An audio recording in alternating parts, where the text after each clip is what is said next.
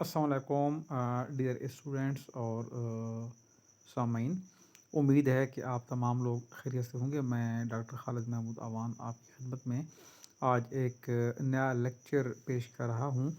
आपका जो कोड है 9369 माइनॉरिटीज़ एंड ह्यूमन राइट्स इन पाकिस्तान, इसमें एक बुनियादी चीज़ ये है कि आपको पता होना चाहिए कि पाकिस्तान में माइनॉरिटी ग्रुप्स क्या हैं। जिस तरह आपको पता होता है कि पाकिस्तान के सूबे कितने हैं, पाकिस्तान में पहाड़ कितने हैं, पाकिस्तान के दरिया कितने हैं, कौन कौन से हैं। इसी तरह पाकिस्तान के अंदर जो माइनॉरिटी ग्रुप्स हैं इनके बारे में, या पाकिस्तान में जो मुख्तलिफ मज़ाहिब के लोग बसते हैं, इनके बारे में बुनियादी मालूमात रखना आपके लिए बहुत ज़रूरी है। सबसे पहले तो मैं आपको ये बताना चाहूँगा कि माइनॉरिटी क्या है। माइनॉरिटी का जो लफ्ज़ है इंग्लिश में माइनर से निकला है। माइनर कहते हैं छोटे को, छोटा होना, कम होना। उर्दू में इसको कहते हैं अक़लियत, और अक़लियत का लफ्ज़ किल्लत से निकला है या किलल से निकला है, और इसका किल्लत का मतलब होता है कम होना, तादाद में कम होना। तो एक बात तो ये समझ में आ गई कि अक़लियत का जो बुनियादी मकसद है या माइनॉरिटी का जो लुग़वी मफ़हूम है वो है किसी का तादाद में कम होना। अब जब हम अक़लियतों की बात करते हैं तो दुनिया भर के अंदर जो माहिरीन हैं उन्होंने अक़लियतों की मुख्तलिफ़ इक़साम बताई हैं। यानी किसी भी इलाके में बसने वाला अवाम का, लोगों का ऐसा गिरोह जो तादाद में कम हो, वो अक़लियत कहलाएगा। अब इसकी एक्सप्लेनेशन में ये कहा जाता है, वजाहत यूँ दी जाती है कि अगर किसी जगह पर पाकिस्तान को आप देख लें कि कई तरह के सूबे हैं, कई तरह के लोग यहाँ रहते हैं, तो किसी ख़ास जगह पर, किसी ख़ास इलाके में लोगों का ऐसा गिरोह जो नस्ल की बुनियाद पर तादाद में कम हो तो नस्ली गिरोह कहलाएगा। ठीक है, उस ख़ास नस्ल की बुनियाद पर माइनॉरिटी कहलाएगा। अगर कहीं कोई लोग मज़हब की बुनियाद पर तादाद में कम हैं तो उनको मज़हबी अक़लियत कहा जाएगा। अगर ज़बान की बुनियाद पर वो लोग तादाद में कम हैं तो उनको ईथनिक या लिसानी अक़लियत का नाम दिया जाएगा। याद रहे कि किसी एक खित्ते में रहने वाला अवाम का एक मखसूस गिरोह जो किसी ज़बान, किसी मज़हब, रंग या इलाके की बुनियाद पर मुनफरिद हो या तादाद में कम हो, किसी एक इलाके में अगर वो माइनॉरिटी है तो किसी दूसरे इलाके में वो मेजॉरिटी भी हो सकता है। मिसाल के तौर पर सिंध के अंदर जो पंजाबी हैं, पंजाब के रहने वाले जो पंजाबी हैं, अगर सिंध के अंदर आप देखें तो वहाँ माइनॉरिटी में रहेंगे, सिंधी ज़्यादा हैं, लेकिन पंजाब के अंदर यही लोग मेजॉरिटी में रहेंगे, अक्सरियत में रहेंगे। बिल्कुल ऐसा ही है कि पाकिस्तान के अंदर जो मुसलमान हैं ये मेजॉरिटी में हैं, लेकिन इंडिया के अंदर यही जाके अक़लियत बन जाते हैं। तो दूसरी बात, मोहम्मद अली कैतानी एक राइटर हैं, स्कॉलर हैं, वो अपनी एक किताब में लिखते हैं कि यूरोप में बेसिकली वो मुकीम हैं। वो ये कहते हैं कि दुनिया के अंदर जहाँ जहाँ कोई कम तादाद में लोग हैं उनको आम तौर पर माइनॉरिटी कहा जाता है, लेकिन ऐसा नहीं होना चाहिए। ऐसा तब होता है जब कोई गिरोह तादाद में कम हो लेकिन वो मगलूब भी हो, वो मजबूर भी हो, वो ग्रुप महकूम भी हो।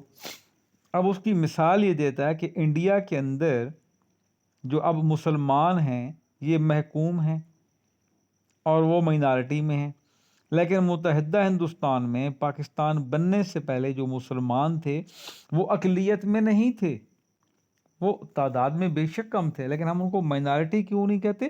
کہ انہوں نے 1000 سال تک ہندوستان پہ حکومت کی۔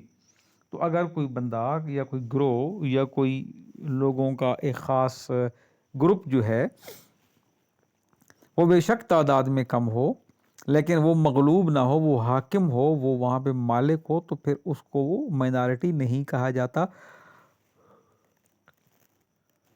مائنارٹی کے لیے، وہ اقلیت کے لیے وہ شرائط ضروری ہیں کہ وہ لوگ مجبور اور بے بس ہوں اور انہیں کوئی پریشانیاں بھی ہوں۔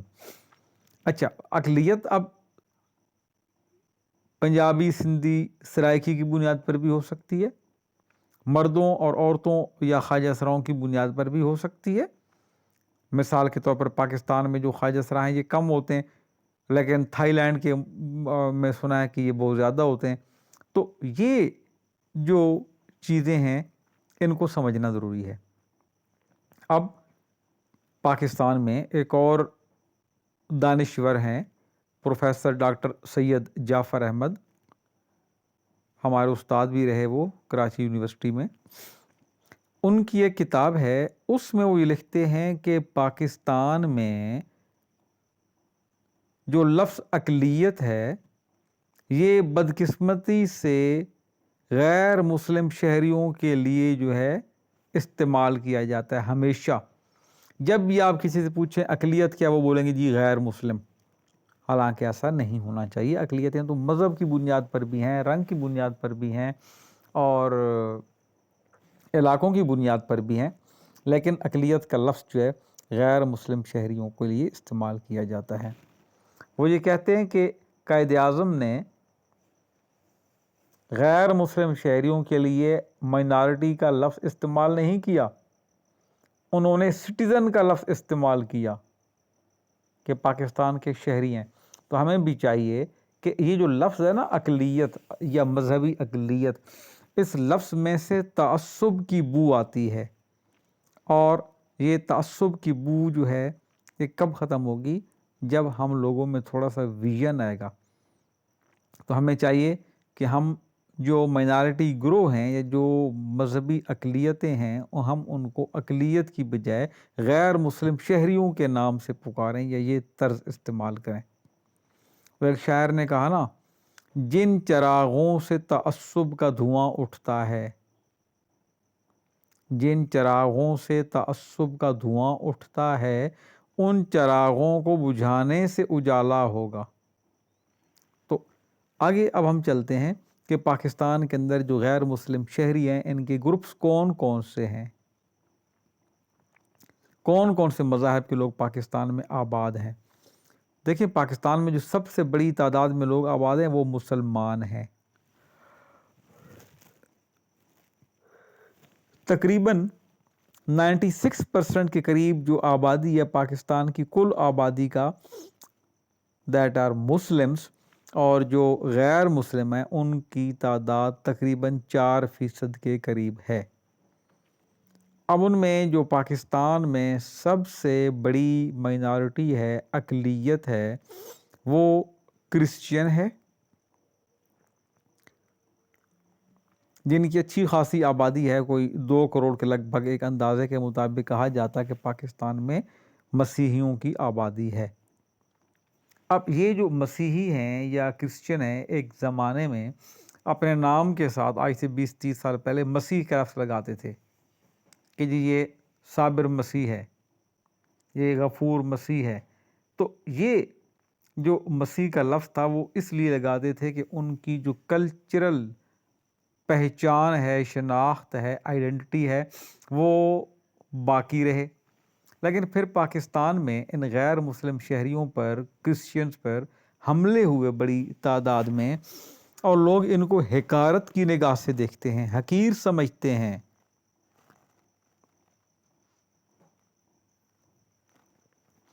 تو لوگوں کو حقیر سمجھنے کے بعد ان لوگوں کو احساس ہوا، انہوں نے اپنے بچوں کے ناموں کے ساتھ مسیح کا لفظ لکھنا ہی چھوڑ دیا۔ تو اس سے کیا ہوا کہ ان کی جو شناخت ہے وہ بڑی متاثر ہوئی. یہ کرسچن لوگ پاکستان بننے سے پہلے کے آباد تھے، اور جب انگریز آئے تو انہوں نے کرسچینٹی کی تبلیغ کی تھی ہندوستان میں. جہانگیر بادشاہ کے زمانے سے یہ آئے تھے. تو اس وقت تو انگریز خود تھے، لیکن بعد میں جب ایسٹ انڈیا کمپنی نے اپنا دائرہ کار وسیع کیا تو وہ اپنے ساتھ فوجی اور گارڈ لے کے آئے، اور ان گارڈز کی روحانی تربیت کے لیے پادری ساتھ لے کے آئے. جس طرح مسلمانوں میں ہم دیکھتے ہیں کہ کہیں بھی لوگ جاتے ہیں تو ان کے ساتھ ایک امام ہوتا ہے، تو یہی ان کا بھی تھا. وہ لے آئے اپنے ساتھ پادری. لیکن یہاں ہندوستان کی سچویشن دیکھ کے انگریزوں نے بدنیتی دکھائی اور لوگوں کو عیسائی بنانا شروع کر دیا. جو عیسائی بننے والے لوگ تھے ان میں زیادہ تعداد کن کی تھی؟ غریب لوگوں کی تھی. جو ہندوستان میں جن کو ہم کہتے ہیں کہ مصلی تھے، اچھوت لوگ تھے، شودر تھے، یہ جو لوگ تھے نا، ان کو کرسچین بنایا گیا، اور کرسچین بنانے کے لیے ان کو لالچ دیا گیا. لالچ کیا دیا گیا؟ کہ ان کو فائنینشیل بینیفٹ دیے جائیں گے. جو غریب ہیں، وہ غریب لوگ تو کہتے تھے کہ چلیں کھانے کو روٹی نہیں ہے تو روٹی مل جائے گی. اب ان لوگوں کو پھر بسایا گیا انگریزوں نے یہاں کے. یہ قصور ہے، یہ چونیا کا علاقہ ہے، فیصل آباد کا علاقہ ہے، ان تمام علاقوں میں پنجاب کے اندر کرسچنس کو بسایا، نہریں بچھائیں اور ان کو زمینیں الاٹ کیں کہ وہ ان زمینوں کو بسائیں گے اور ان کی کھیتی باڑی کے ذریعے ان کا گزر اوقات بہتر ہوگا. تو لوگ جو غریب لوگ تھے، جن کو مذہب کے بارے میں زیادہ معلومات نہیں تھیں، انہوں نے اچھوت تھے، شودر تھے، مصلی تھے، اس طرح کے لوگ کرسچن بن گئے بڑی تعداد میں. جب یہ کرسچین بن گئے تو اس کے بعد ایک وقت آیا کہ سارے انگریز یہاں سے چلے گئے، ان کو ہندوستان چھوڑ کے جانا پڑا. لیکن ان کی حالت ابھی تک وہی ہے. ہمیں اتنا حقیر سمجھتے ہیں کہ ان کو چوڑے کی اصلاح جو ہے ان کو استعمال کی جاتی ہے.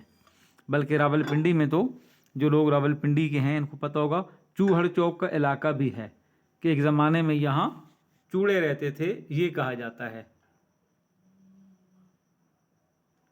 تو ہم بات کر رہے تھے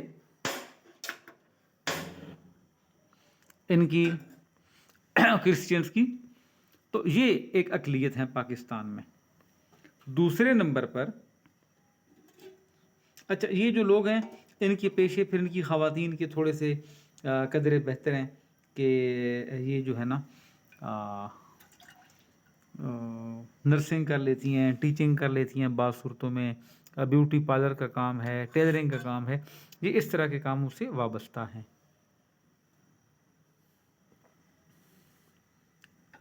دوسری بڑی اقلیت پاکستان میں ہندو شہری پاکستان میں دوسرے نمبر پہ ہیں. کرسچنس کے بعد ان کی دوسری بڑی جو ہے وہ تعداد ہے. اور وہ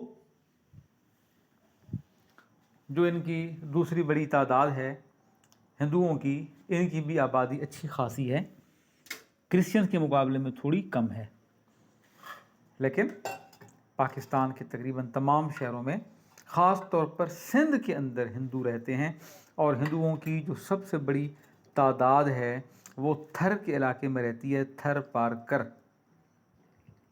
یہ وہ علاقہ ہے جہاں پینے کا پانی نہیں ملتا. آپ کو پتہ ہونا چاہیے کہ پاکستان کے ایسے ہزاروں علاقے جہاں پینے کا پانی نہیں ملتا لوگوں کو، اور وہ غریب لوگ اپنے جھونپڑیوں میں رہتے ہیں تھر کے ریگستانوں میں. اور وہاں پہ آپ کو پتہ ہے کہ حکومت کہ جو معاملات ہیں ان لوگوں کو سہولیات دینے میں بہت زیادہ جو ہے وہ لاپرواہی ہے.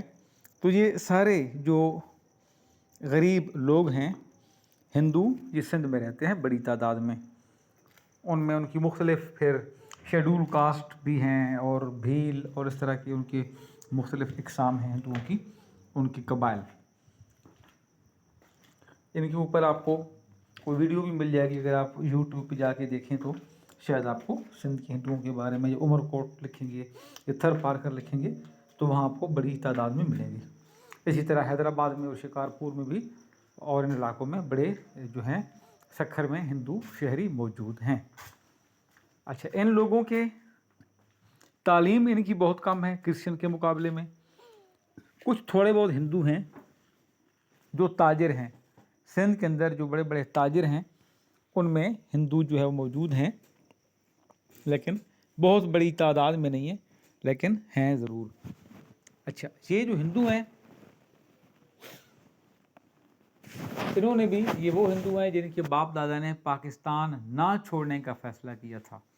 اور آپ کو پتہ ہونا چاہیے کہ جو کرسچنز تھے انہوں نے تو، جو یہ لاہور کا علاقہ تھا یہ ہمیں پاکستان اس لیے ملا کہ کرسچنز یہاں بڑی تعداد میں تھے، اور کرسچن کے جو نمائندے تھے اس وقت انہوں نے پاکستان کا ساتھ دیا تھا، اور انہوں نے کہا تھا کہ پاکستان ہمارا وطن ہے. اور اسی طرح جو ہندو تھے بہت سارے وہ چھوڑ کے چلے گئے، اور بہت سارے ہندو نہیں گئے. انہوں نے کہا کہ ہندوستان ہمارا وطن نہیں، ہم پاکستان کو اپنا وطن مانتے ہیں جہاں ہمارے باپ دادا دفن ہیں. سیم اسی طرح ہندوستان کے اندر بہت سارے مسلم رہ گئے، انہوں نے کہا کہ ہم پاکستان نہیں جائیں گے، ہم اسی انڈیا میں رہیں گے، یہیں پہ ہمارے باپ دادا نے پرورش پائی ہے. بہرحال پاکستان میں ایک اور بڑی کمیونٹی جنہیں ہم غیر مسلم کہتے ہیں، سکھوں کی بڑی تعداد، اور یہ بھی کراچی میں زیادہ تر ہیں اور کچھ کے پی میں ہیں. باقی پنجاب میں تھوڑے بہت ہوں گے، لیکن اتنی ان کی تعداد زیادہ نہیں ہے. بہت کم تعداد میں کراچی میں ان کی تعداد ہوگی کوئی 3000-4000 کے قریب سکھوں کی. اسی طرح یہ سوا سائڈ پہ پشاور میں اور ان علاقوں میں بھی سکھ جو ہیں وہ موجود ہیں. اس کے علاوہ ایک اور بڑا جو پاکستان میں ہم کریں تو احمدی یا قادیانی ایک بڑی اقلیت ہیں. ان کے بارے میں آپ کو پتہ ہونا چاہیے کہ پاکستان کے آئین کی دوسری جو ترمیم تھی بھٹو کے زمانے میں، اس ترمیم کے تحت ان کو غیر مسلم قرار دیا گیا، ورنہ ان کو آپ پہچان نہیں سکتے کہ یہ مسلمان ہیں یا غیر مسلم ہیں. اور اس کی وجہ کیا ہے کہ عبادت مسلمانوں کی طرح کرتے ہیں، صرف ان کا عقیدہ ڈیفرنٹ ہے. اور وہ کیا ہے کہ اللہ کے نبی حضرت محمد صلی اللہ علیہ وسلم کو یہ آخری نبی نہیں مانتے. تو ظاہر ہے کہ وہ پھر غیر مسلم ہو گئے. جو اللہ کی نبی کی نبوت کو آخری تسلیم نہ کرے تو وہ غیر مسلم ہوا. وہ اپنے آپ کو بہرحال مسلمان کہتے ہیں، وہ اپنے آپ کو غیر مسلم نہیں کہتے، قادیانی. اور پاکستان کے تقریباً تمام شہروں میں موجود ہیں، اچھی سیٹوں پر موجود ہیں، تعلیمی میدان میں بہت آگے ہیں، دنیا بھر میں یہ پائے جاتے ہیں. اور ان کا جو علاقہ ہے زیادہ تر یہ چینیوٹ کے آس پاس ربوہ کا علاقہ ہے، اب اس کا نام چناب نگر رکھ دیا گیا. وہاں یہ لوگ جو ہے وہ رہتے ہیں زیادہ تر.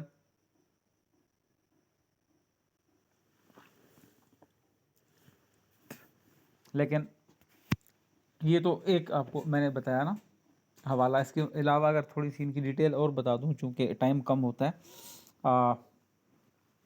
پاکستان کے پہلے وزیر خارجہ،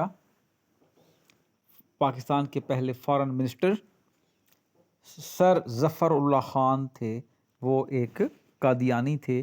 اس کے باوجود جناح نے اس کو پاکستان کا سفیر بنایا تھا، خارجہ، وزیر خارجہ یا فارن منسٹر. لیکن اس وقت تک یہ آئین کی روح سے مسلمان تھے. 74 میں ان کو باقاعدہ دستور میں ڈیکلیئر کر کے نان مسلم کا درجہ دیا گیا. اس کے علاوہ پاکستان میں پارسی جو ہیں وہ تھوڑی سی تعداد میں موجود ہیں، بڑی تعداد ان کی نہیں ہے. یہ بہت اچھے لوگ ہیں. قائد اعظم کی جو دوسری بیوی تھی وہ پارسی تھی. پہلی ان کی بیگم فوت ہو گئی تھی، پھر دوسری شادی انہوں نے کی تھی، وہ پارسی تھی. قائد اعظم کے کوئی دوست تھے، ان کی بیٹی سے انہوں نے شادی کی اور کورٹ میرج کی تھی شاید. یہ گھر سے بھاگ کے انہوں نے چھپ کے، یا لو میرج آپ کہہ دیں جو بھی ہے، قائد اعظم کی دوسری شادی. تو اس میں جو ان کی ایک بیٹی پیدا ہوئی تھی، اس کا نام دینا جنا تھا، اوینا یا دینا جنا تھا. تو وہ انڈیا میں ہی مطلب ہے کہ ابھی کوئی 2-3-4 سال پہلے ان کی وفات ہوئی دینا جنا کی. تو پارسی جو ہیں یہ بڑے مالدار لوگ تھے اور تجارت پیشہ تھے شروع سے ہی. قائد اعظم کے بڑے دوست تھے. ہندوستان میں جب یہ آئے تو جہانگیر سے پرمیشن لے کے آئے کہ ہمیں یہاں تجارت کی غرض سے آنا ہے. یہ پارس سے نکلا ہے، پارسی آگ کی پوجا کرتے تھے. فارس کے قدیم علاقے میں ایران کی سائڈ سے آئے. جہانگیر نے کہا کہ بھائی آپ یہاں آئیں گے لیکن آپ نے اپنے مذہب کی تبلیغ نہیں کرنی. انہوں نے کہا ٹھیک ہے، ہم کسی مسلمان کو، ہندو کو، عیسائی کو، کسی کو بھی ہم نے پارسی نہیں بنانا. آج تک اپنے اس وعدے پر وہ قائم ہیں اور وہ اپنے مذہب میں کسی کو داخل نہیں کرتے. ان کے مذہب میں وہی شخص داخل ہوتا ہے جو ان کے گھر میں، ان کے خاندان میں پیدا ہوتا ہے. آج بھی وہ کراچی میں ان کی بڑی تعداد ہے، اسلام آباد میں کچھ تھوڑے بہت ہوں گے یہ. اور ان کی خصوصیت یہ ہے کہ تعلیم میں بہت آگے ہیں. بزنس میں جو 5 سٹارز ہوٹل ہیں سارے تقریباً پارسیوں کے ہیں پاکستان میں. اور قائد اعظم کی بڑی ان کے ساتھ دوستی تھی. جمشید نصروانجی ایک بڑے زبردست قسم کے پارسی تھے اور وہ لیڈر تھے اور کراچی کی میونسپل کمیٹی کے صدر تھے. یعنی کراچی شہر کی جو انتظامیہ تھی یا اس کے وہ میئر تھے یا میونسپل کارپوریشن آپ کہیں اس کے پریزیڈنٹ تھے. پاکستان جب بنا تھا اس زمانے میں یہ صدر تھے اور ان کے زمانے میں عرق گلاب سے کراچی شہر کی سڑکوں کی دھلائی ہوتی تھی. یہ صفائی کا عالم تھا. اور اس وقت ان کے تعلیمی ادارے موجود تھے. NED university of engineering science and technology جو کراچی کے اندر ہے وہ ایکچولی ہے NED نادر شاہ ایڈلجی. یہ پارسیوں کی یونیورسٹی تھی. تو جناح صاحب نے پاکستان بننے کے بعد پارسیوں سے کہا کہ آپ ہمیں جو ہے وہ ان تعلیمی اداروں میں مسلمانوں کو بھی داخلہ دیں. تو انہوں نے کہا ٹھیک ہے جی، ہماری یونیورسٹیاں مسلمانوں کے لیے، آپ آئیں پڑھیں.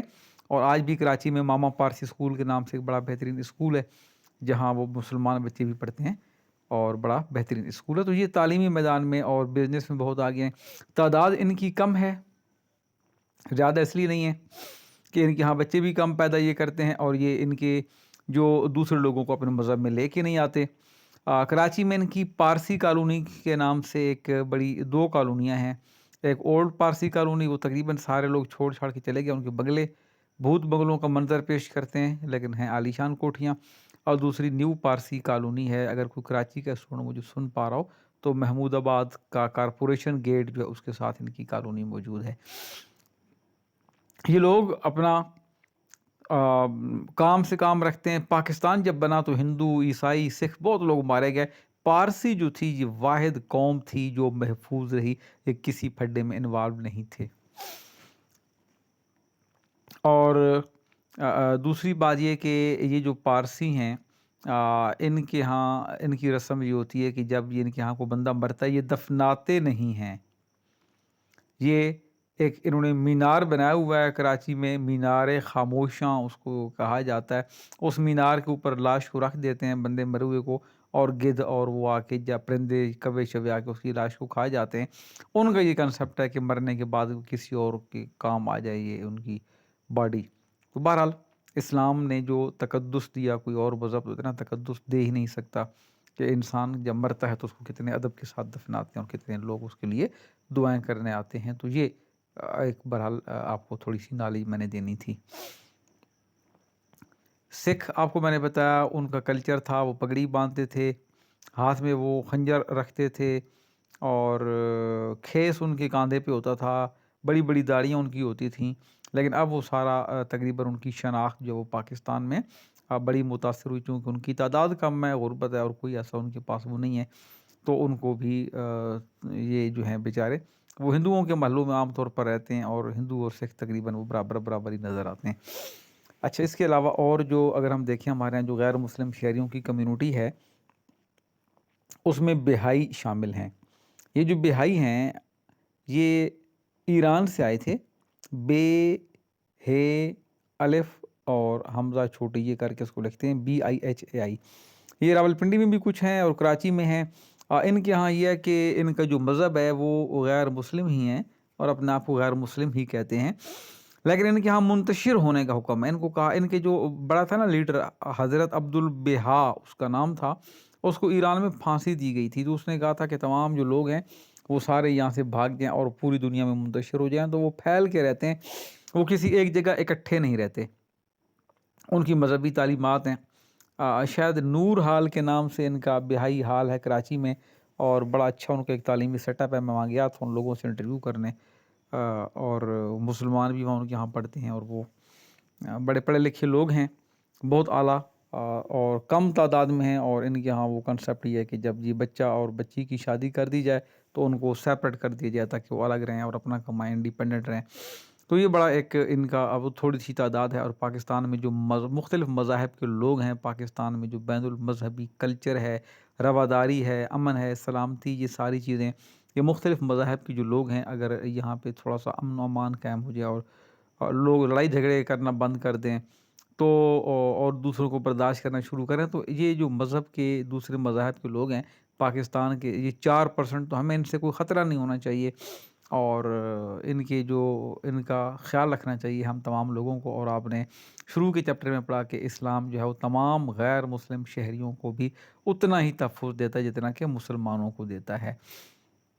اسلامی ریاست کے اندر یہ تمام لوگ محفوظ ہونے چاہیے۔ بہرحال یہاں پہ حملے ان کے اوپر ہوتے ہیں، ہندوؤں پہ حملے ہوتے ہیں، کرسچنس کے اوپر حملے ہوتے ہیں، ان کی پوری بستیاں جلا دی جاتی ہیں۔ شانتی نگر کا واقعہ ایک ہوا تھا خانے وال کے قریب، اور اس میں کوئی 1500 کے قریب گھر جلا دیے گئے تھے کرسچنس کے۔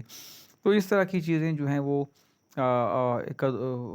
کافی واقعات ہوئے پاکستان میں، جن سے پاکستان کا امیج خراب ہوتا ہے انٹرنیشنل سطح پر۔ بہرحال آپ BS کے اسٹوڈنٹس ہیں، پاکستان اسٹڈیز کے، آپ لوگوں کو اپنا ویژن رکھنا چاہیے، آپ لوگوں کو دل بڑا رکھنا چاہیے، اور ایک دوسرے کو جو ہے وہ معاف کرنے، جو غلط بھی اگر کوئی ہے تو اس کو معاف کرنے کی آپ کے اندر جو ہے وہ ہونی چاہیے، جذبہ ہونا چاہیے۔ اور بہرحال یہ جو پاکستان کے غیر مسلم شہری تھے، جو پاکستان میں مختلف مذاہب کے لوگ تھے، یہ آپ کو میں نے تھوڑا سا بتانا تھا تاکہ آپ کو اس کے بارے میں نالج ہو کہ مائنارٹیز گروپ پاکستان کے اندر کون کون سے ہیں اور ان کی کیا حالت ہے۔ تو یہ مختلف ٹاپکس، ان کی جو سماجی حالات ہیں، سیاسی حالات ہیں، ان کی خواتین ہیں، یہ مختلف ویڈیوز آپ کے پاس آتی رہیں گی۔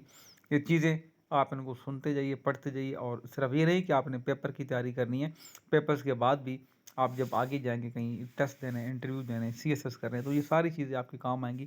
اس لیے ایک لانگ رن جو ہے اس کے طور پر آپ ان کو ویڈیوز کو دیکھتے رہیے، ریپیٹ کرتے رہیے، اور نوٹس بھی ساتھ بناتے رہیے۔ اللہ تعالیٰ آپ سب کو کامیاب کرے، میری دعائیں آپ کے ساتھ ہیں، اور آپ سے بھی دعاؤں کی درخواست ہے۔ اللہ حافظ۔